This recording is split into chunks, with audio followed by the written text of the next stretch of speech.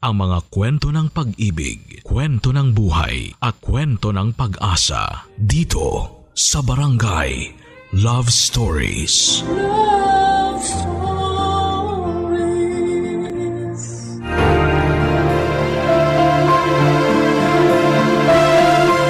May pagkakataon na nagiging madamot ang pag-ibig. Lalo na kapag pakiramdam natin nagkukulang na sa atin ang taong mahal natin. Ikaw kabarangay, kaya mo bang magkaroon ng kahati sa taong mahal mo? Dear Papa Dudut, isang magandang tanghali po sa inyong lahat at sa mga kabarangay nating nakikinig ngayon. I'm Ella, 29 years old na ngayon, nagtatrabaho sa isang insurance company. May parte ng buhay ko na matagal nang nangyari pero hanggang ngayon, pakiramdam ko ay hindi ko pa rin makalimutan. Hayaan niyong simulan ko ang kwento ko kung paano ko nakilala ang boyfriend kong si Kaloy. Sa ibang kumpanya pa ako nagtatrabaho noon at may seminar kami sa Cebu na parte ng trabaho ko. Nagkakilala kami doon kasi taga Manila lang din pala siya na pinadala din ng kanilang kumpanya. Matagal na nagkausap hanggang sa magkapalitan ng mga social media. Nang makabalik ako sa Maynila, muli kaming nagkita ni Kaloy. Ang pagkikita na yon ay nasundan ng ilang beses hanggang sa ligawan niya ako at maging kami na nga. Relasyon na umabot ng mahigit 1 taon, Papa Dudut.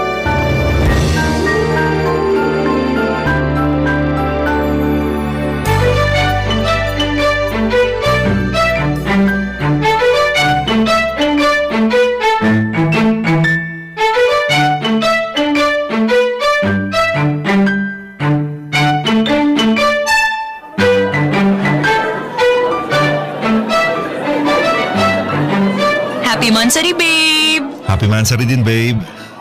Thank you kasi pumayag ka sa request ko na dito sa restaurant na to mag-celebrate, ha? Ang tagal ko na rin kasing gustong puntahan to, eh. Alam ko yun, kaya dito kita dinala para mag-celebrate tayo ngayon. Palagi mo kasi binabanggit itong restaurant na to. Ang tagal ko na nga kasing nakikita to sa social media, kaya curious ako na puntahan. In fairness naman, masasarap yung pagkain nila dito. Lalo na tong buttered shrimp, pati yung dessert nila, tong ube cheesecake. Tsaka babe, ganda rin ang ambience dito, no? Tingnan mo, yung alfresco area nila, sobrang relaxing. Sinabi mo pa, babe. Kaya super nag-enjoy talaga ako ngayon. Ay, mabuti naman kung ganun. Masaya ako na napasaya ko yung babaeng sobrang mahal ko. Kakilig naman. Mahal na mahal din kita, babe. Kakis nga. Nga pala, babe. Uuwi pala ako ng Ilocos sa susunod na buwan. Gusto mong sumama? Ilocos? Bakit? Anong okasyon? Wala naman. Uuwi lang ako para dumalaw sa bahay namin. Kung sasama ka, maipapakilala kita kay Mommy. Tagal na rin kasi niya akong kinukulit na makilala ka eh. Nagkakilala naman na kami nung magka-video call kayo, di ba? Oo nga, pero iba pa rin yung personal kitang maipapakilala sa kanya. Sige, check ko sa schedule ko for next month, ha? Ayan, yay! Sigurado ako na may excite si Mommy kapag nalaman niyang isasama kita sa Ilocos. Pero babe, di ako magpa-promise, ha? Baka kasi matambakan kami ng trabaho next month tsaka hindi ma-approve yung vacation leave ko. Okay, babe. Hindi ko na lang muna siguro sasabihin kay Mommy. Tama nga, wag muna. Kasi baka mamaya ma-disappoint pa siya. Babe, sorry ha. Hirap kasi talaga mag-file ng leave sa trabaho namin. Okay lang yun, naiintindihan ko. Sabi mo nga, para naman sa future natin ang ginagawa mong pagsisipag sa trabaho. Ganun na nga, babe. Para sa future natin dalawa. Sarap naman marinig nun. Future nating dalawa. Siyempre, kasi alam mo naman, pangarap ko mabigyan ka ng magandang buhay, di ba? At magandang kasal? Oo, siyempre. Kasama yun. Ay naku, babe. Kahit simpleng kasalan lang, okay na sa akin yun. Kahit nga konti lang ang bisita eh. Basta ang mahalaga, nandun ang parents at mga kapatid natin. Ka maglala, babe. Tutuparin natin lahat ng mga plano natin. Basta, huwag lang tayo masyadong magmadali at pag-isipan natin lahat ng gagawin natin, ha? Hindi naman ako nagmamadali. Naisip ko lang na nasa tamang edad na tayo at parehong may maayos na trabaho. Kaya hindi naman na siguro masamang pag-usapan yung tungkol sa kasal. Basta babe, darating din tayo dyan ha. Magpapakasal din tayong dalawa. Papa Dudut, hindi naman si Kaloy ang first boyfriend ko. Pero masasabi ko na pinakasineryoso ko sa lahat. Dahil may maayos naman akong trabaho noon, may sariling pamilya na rin ang dalawang nakakatanda kong kapatid. Gusto ko na rin simulan na magplano ng sariling buhay na kasama ko siya. Gusto ko nang simulang planuhin ang pagbuo ng pamilya. Ramdam ko naman na mahal ako ni Kaloy. May mga oras lang na minsan ay parang hindi siya sumasang-ayon sa mga plano o gusto kong mangyari. Sinasabi niya na darating din kami sa oras na yon, kaya hindi namin kailangang madaliin ang mga bagay sa aming dalawa. Hindi ko na lang masyadong dinidibdib ang tungkol sa bagay na yon. Kasi ayoko rin na mag-aaway kami, hanggang sa nalaman ko na nga lang ang tunay na dahilan kung bakit hindi pa siya handang mag-settle down kasama ko. Dahil isang araw ay nakita ko si Kaloy sa mall. May kasama siyang babae at batang lalaki na tinatawag siyang daddy. Hindi ko napigilan ang sarili ko. Nilapitan ko sila at nakita ko ang pagkagulat sa mukha ni Kaloy. Pero mas nagulat ako nang tawaging mami ng bata, ang babaeng kasama nila, Papa Dudut.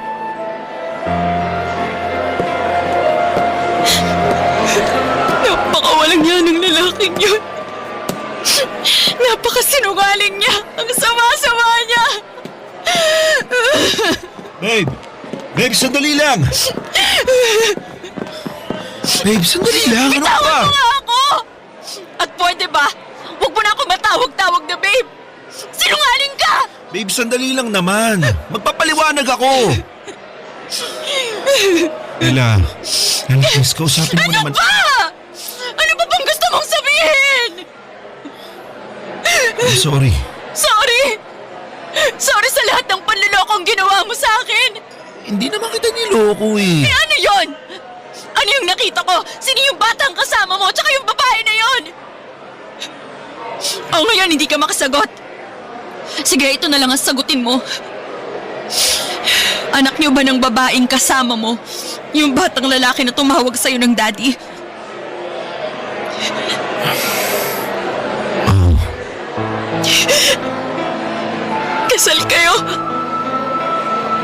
oh, pero... Kaya pala ayaw mong makilala ka ni na mami kasi may asawa ka na. Ella, hindi sa ganun. Kaya ayaw mong pag-usapan natin ang kasal kasi kasal ka na sa ibang babae. May pangako kapag nalalaman. Hindi mo naman pala kayang tuparin kasi nakatali ka na sa iba. Paano mo nagawa sa akin to, Kaloy? Paano mo ako nagawang lokohin? Ella, hindi ko lang sinabi yung tungkol kina Camille.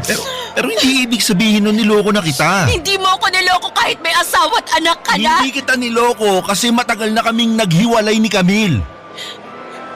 Anong ibig mong sabihin? 5 taon na kami magkahiwalay nun. At kaya kami magkasama kanina kasi nagkoko-parenting na lang kami para sa anak namin si Janus. Ella, maniwala ka sa akin. Hindi kita niloko dahil matagal na kami magkahiwalay nun bago pa tayo magkakilala. Bakit hindi mo sinabi sa akin ang tungkol sa kanila? Kasi natakot ako eh. Natakot ako na baka hindi mo ako tanggapin eh. Pero hindi ka natakot na masaktan ako. Ella, hindi yung sa ganun.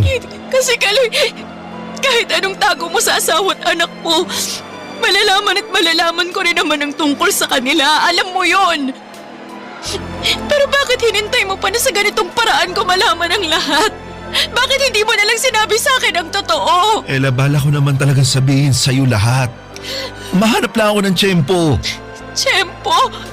Kaloy, magdadalawang taon na ang relasyon natin. Sa halos 2 taon na yon, ni isang beses ba, hindi ka talaga nakahanap ng tiyempo? Ella, I'm so sorry. I'm sorry kung nagpakaduwag ako. Pero please intindihin mo, natakot lang talaga ako. Natakot ako na mawala ka sa akin eh. Ang sakit, Kaloy.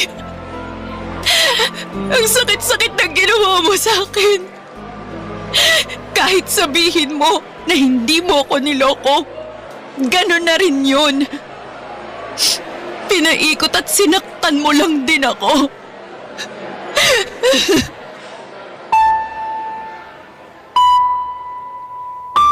Papadudot parang anumang oras ay sasabog na ang puso ko sa sobrang sakit at bigat ng nararamdaman ko. Hindi ako makapaniwala sa mga sinabi at inamin ni Kaloy sa akin. Paano niya nagawang itago sa akin ang lahat ng yon? Bakit niya ako nagawang lokohin? Wala akong ibang ginawa noon kung hindi ang mahalin siya, pero parang kasinungalingan lang pala ang sinukli niya sa akin. Ang dami ko ring naging realization. Kaya pala wala siyang plano para sa future namin, kaya hindi niya ako pinapakilala sa parents o sa mga kapatid niya. At 1 linggo sa 1 buwan ay hindi ko siya makausap masyado. At ang binigay niyang dahilan ay umuwi siya ng probinsya nila sa Pampanga. Kaya pala pakiramdam ko ay may kulang sa relasyon namin dahil meron siyang tinatago sa akin, Papa Dudut. Barangay Love Stories. Barangay Love Stories. Papa Dudut, hindi ko alam kung paano ko nagawang pakinggan pa ang mga paliwanag noon ni Kaloy kasi sobrang sakit talaga ng ginawa niya sa akin. 2 linggo ko din siyang hindi kinausap at hindi ko sinasagot ang mga text o tawag niya, at kapag pumupunta siya sa apartment, hindi ako lumalabas para harapin siya. Wala akong ginawa noon kung hindi ang umiyak sa bawat gabi at umaga. Pero kahit na anong iyak ko, parang hindi nababawasan yung sakit at bigat sa dibdib ko. Hanggang sa nagdesisyon akong harapin at kausapin ng muli si Kaloy. Nang araw na yon, umiiyak siya sa harapan ko at paulit-ulit na nagsusorry. Ang sabi ko sa sarili ko noong una, papakinggan ko lang ang ibang paliwanag niya kahit narinig ko na ang lahat. Pero sa huli nagawa ko pa ring magpatawad, tanggapin lahat at piliin na ipagpatuloy ang relasyon naming dalawa, Papa Dudut. Ma, kumusta yung dalang kakanin ni Kaloy? Masarap, no? Ay oo, masarap nga lalo na tong biko. Paborito ko rin yan sa mga ginagawa ng tita niya. Kaya nga nung sinabi niyang sasamahan niya akong dumalaw dito sa bahay, nagbilin talaga ako na magdala siya ng kakanin na niluluto ng tita niya. Mukhang malakas tong negosyo na kakanin ng tita mo, Kaloy, ha? Medyo po, tita. Madalas po yung ibang malalaking restaurant sa kanya din umorder para isama sa mga menu nila. Hindi naman nakakapagtaka kasi iba talaga yung sarap nitong mga kakanin na dala mo. Sigurado akong magugustuhan to ng daddy ni Ella. Si daddy naman kasi, pumasok pa sa trabaho kahit araw ng Sabado. Ay nako, pagalitan mo nga yung daddy mo pag uwi niya mamaya. Panay ang overtime na naman niya sa trabaho. May pinagbanaan naman po pala si Ella sa kasipagan sa pagtatrabaho. Mas masipag ka kaya kaysa sa akin. Kita mo nga, babalik ka kaagad ng Maynila mamaya kasi may trabaho ka kaagad bukas, di ba? Oo nga pala. 1 araw lang kasing na-approve na vacation leave sa akin kaya kailangan ko agad bumalik ng Maynila. Hayaan mo na si Kaloy, Ella. Sigurado naman ako na kaya siya nagsisipag ng trabaho para yun sa future ninyong dalawa. Hindi ba, Kaloy? Opo, tita. Ganun na nga po. Kailan mo ba balak pakasalan tong anak ko?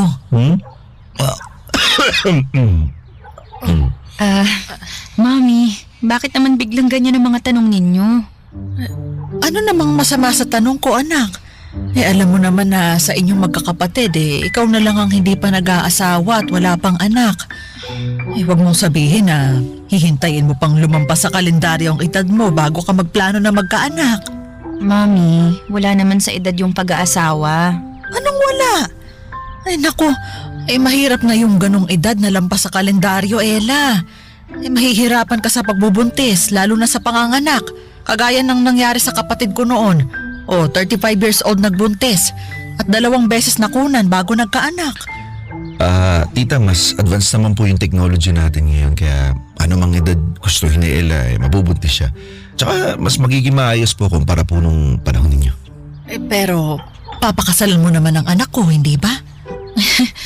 Mami, bakit naman paulit-ulit kayo tungkol sa kasal? Baka naman isipin ni Kaloy na kaya ko siya dinala dito para pikutin siya. Ano naman kung pipikutin mo talaga si Kaloy? Kung seryoso sa'yo ang boyfriend mo, Magpapapiko siya sa'yo, no? Si Mami talaga, ang daming alam na joke. Eto, kumain pa po kayo ng sapin-sapin. Masarap din po ito. Papa Dudut, hindi ko sinabi kay Mami ang tungkol sa sitwasyon ni Kaloy. May pagka-conservative kasi si Mami at sigurado ako na tuluyan niyang hindi matatanggap ang boyfriend ko kapag nalaman niya na may anak ito at nananatiling kasal sa ex-partner niya. Kahit na hindi naman ako ang dahilan ng paghihiwalay nila, magiging kabit ako ni Kaloy sa paningin ni Mami. At ayoko na tuluyang masira sa kanya ang relasyon naming dalawa. Sasabihin ko rin naman ang lahat kay Mami pero hindi sa unang araw na nakilala niya si Kaloy. Hindi rin nagtagal noon. Nagdesisyon kami ni Kaloy na magsama na sa isang bahay. Iniisip namin na mas makakaipon at makakapagtipid kami sa ganong setup, Papa Dudut.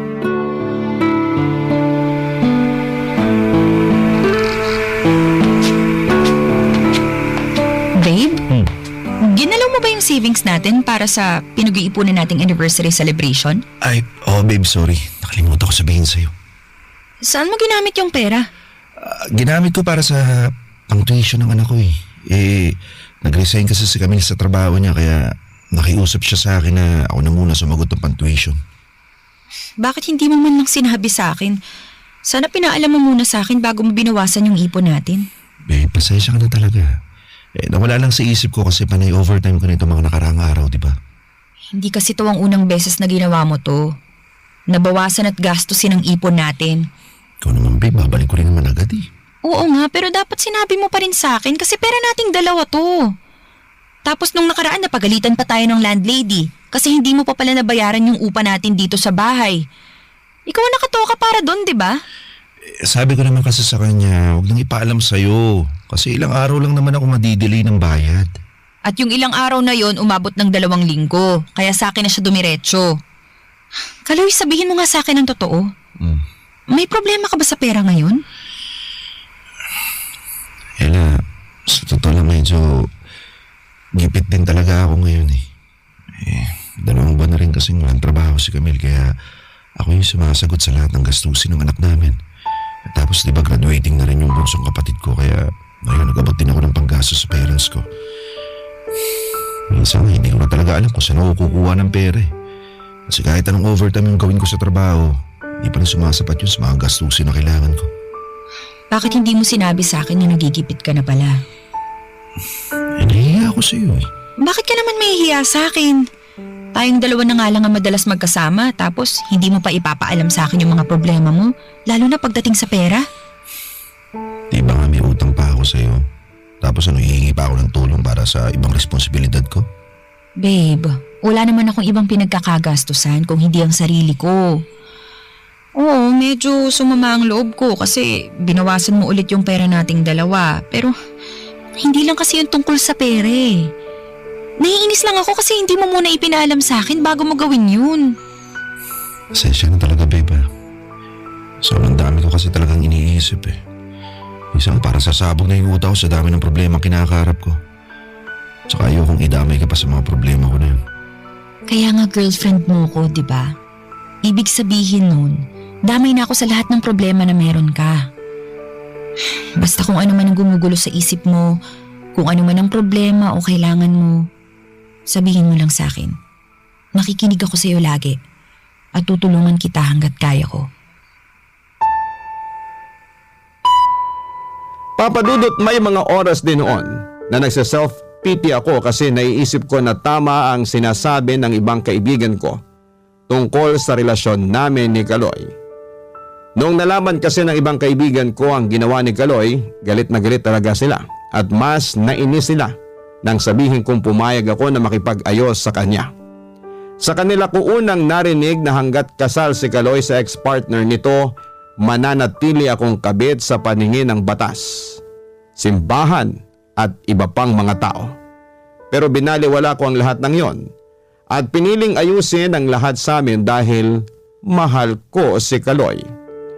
Akala ko mas magiging maayos ang relasyon namin ni Kaloy kapag nag-live-in na kami. Pero totoo nga siguro ang sinasabi ng ibang tao na mas makikilala mo ang kaparehas mo sa oras na magsama na kayo sa isang bubong. Dahil doon, mas nakita ko kung gaano karami ang bagahe at problemang dala niya sa buhay niya.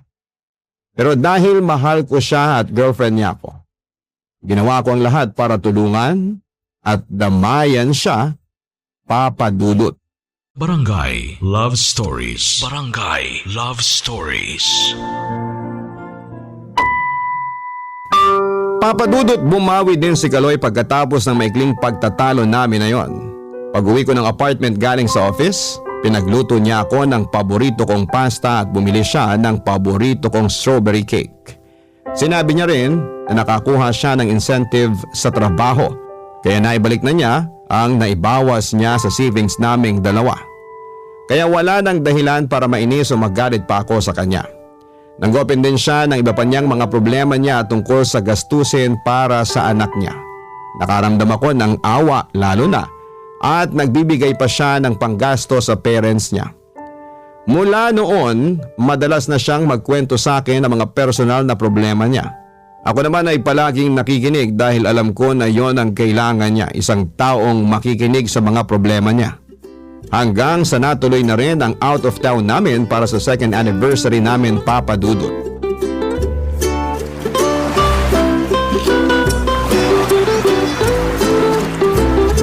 Grabe, babe! Ang ganda talaga ng beach dito sa Zambales, no? Ang relaxing sa mata pagmasdan ng sunset. Sobrang ganda, lalo na dito sa pwesto natin. Oo nga eh. Sobrang ganda talaga, babe. Babe naman eh. Bakit ka sa akin nakatingin? Eh sabi mo, maganda, di ba? Eh ikaw lang naman yung pinakamaganda sa paningin ko. Grabe, lakas talaga mambola. Hindi ako nang bobola, babe. Alam mo naman, ikaw yung pinakamaganda sa mata ko, di ba? Oo na nga lang. Pero babe, thank you ha. Kasi tinupad mo yung promise mo sa akin na itutuloy natin tong pagpunta dito sa Zambales para sa anniversary natin. Siyempre naman, papayag ba ako na gawing simple tong celebration natin para sa second anniversary natin? Thank you talaga. Alam ko na hindi madaling mag-file ng vacation leave sa trabaho mo pero ginawa mo para sa akin. Alam mo, babe, gagawin ko lahat para sa babaeng pinakamamahal ko. Love you. I love you too. Tsaka, babe, pasensya na kung dumarami yung atraso ko sa'yo. Anong atraso?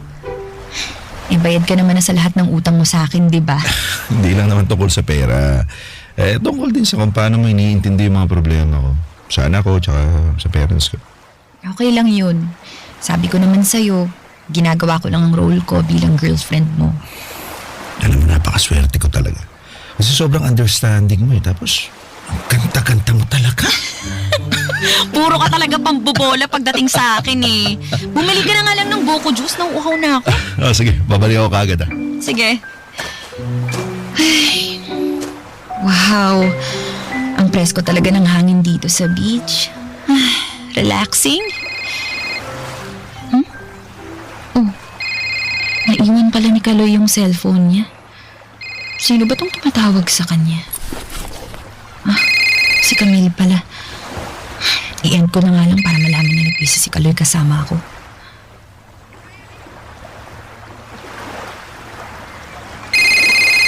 Ano ba naman to? Sobrang kulit. Hindi ba obvious na busy si Kaloy kasama ako? Bahala ka. End call. Nakakainis na ha? Hindi pa talaga siya makahalata. Alam naman yung anniversary namin ni Kaloy eh. Bahala ka, dededmahin ko lang yung tawag mo. Ay, ayan. Mabuti naman at mukhang hindi na siya tatawag. Isang tawag pa talaga niya, sasagutin ko na siya para sabihin huwag kaming istorbohin ngayon dito. Ay, ibalik ko na nga tong cellphone sa jacket ni Kaloy. Babe, ito rin buko juice. Sinamahan ko na rin ng leche plan na nakita ko dun sa isang tindahan. Wow, masarap to ah. Thank you.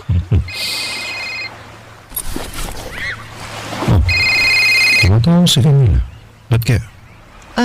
Babe, pwede ba wag mo na lang munang sagutin yung tawag ni Camille tapos mag-off na rin muna tayo ng mga phone natin para naman mas ma-enjoy natin yung bakasyon na to, di ba? buksan na lang ulit natin yung phone pagbalik natin sa room mamaya, ha? Sige. Off ko na lang muna tong phone ko. Thank you, babe. Love you. Love you too.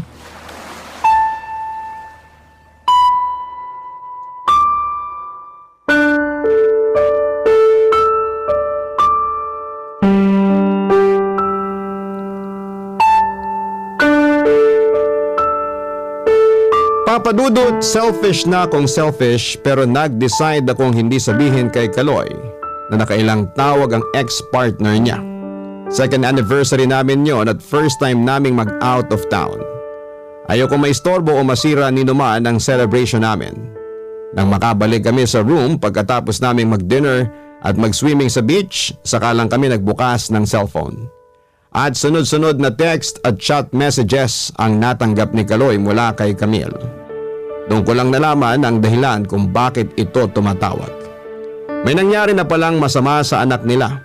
Nabundol ito ng kotse at dinala sa ospital. Nagmamadali kaming umuwi noon dahil sa nangyari na yon. Sinamahan ko rin siya hanggang sa ospital. At grabe ang kaba at guilt na naramdaman ko noon nang malaman naming kritikal ang kalagayan ng bata.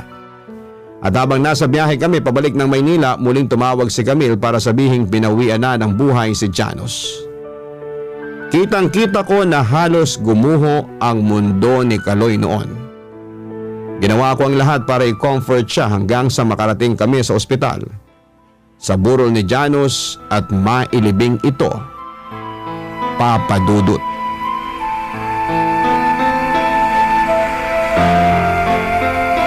Nag-usap kami ni Camille kanina at may sinabi siya sa akin. Anong sinabi niya? Nung gabi na na-aksidente si Janos, nagawa pa raw niyang tawagan ng cellphone ko habang nasa loob sila ng ambulansya papuntang ospital. Nag-ring daw yung cellphone ko ng ilang beses, pero ilang beses din na may pumapatay sa tawag niya.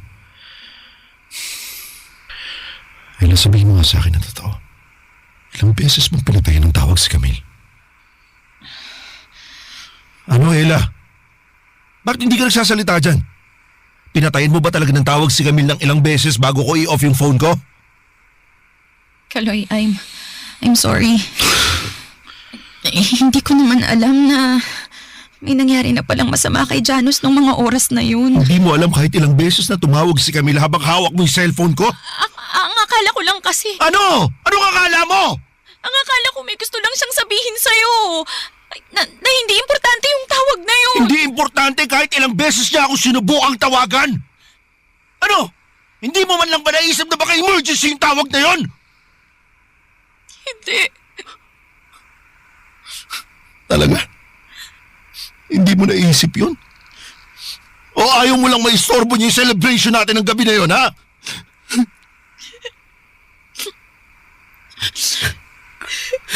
Ella, grabe ka. Namatay ang anak ko nang wala man lang ako sa tabi niya. Napakamahal mo. Ano? Ako makasarili? Ako pa makasarili ngayon? Ha? Kaloy, alam ko na may kasalanan ako at pinagsisisihan ko yon. Pero kahit kailan hindi ako naging selfish pagdating sa'yo. Kasi sa relasyon na to, ikaw ang palagi kong inuuna. Kung tungkol to sa mga ginagastos mo sa akin, babayaran ko naman lahat yun eh. Hindi to tungkol sa pera, Kaloy. Tungkol to sa mga problemang binabagsak mo sa akin. Yung problema mo sa pamilya mo, sa anak mo, sa trabaho mo, lahat. Lahat ng araw-araw na problemang sinasabi mo sa akin. Hindi mo man lang ba naisip kung anong epekto nun sa akin, ha? Naiipon siya dito. Dito, sa dibdib ko. At di isang beses. Hindi mo man lang ako kinumusta. Sabi mo? Bakit? Wala ka namang kahit anong nababanggit tungkol sa problema mo, di ba? Yan ang akala mo. Dahil ang alam mo, wala naman akong problema na kasing laki ng problema mo. Pero sana man lang, Sana naisip mo na tanungin kung kumusta ba ako? Kung ayos lang ba ako? Ayos lang ba na magkwento ka ng mga hinanakit mo sa buhay na naiipon na lahat dito sa dibdib ko? Kaloy, nakalimutan mo yatang girlfriend mo ko. At hindi tambakan ng emotional baggage mo.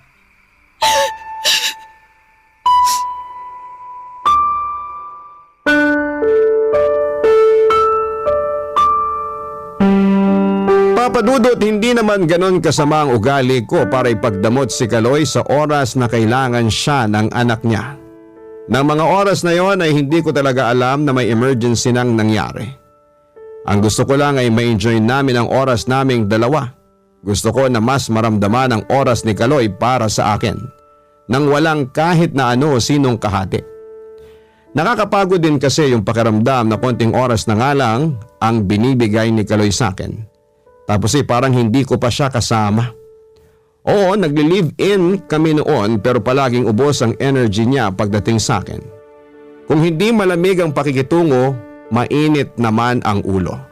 Kaya ginusto ko talagang sulitin ang oras naming dalawa noon, Papadudot. Nang humingi ng space sa akin si Kaloy, kaagad kong binigay yon sa kanya. Space na kalaunan, nauwi rin sa hiwalayan. Tanggap ko naman ang kadahilanan at aaminin ko na may pagsisisi din sa part ko dahil alam ko na may kasalanan ako. Pero siguro nga hindi pa talaga ako handa sa ganong klaseng responsibilidad.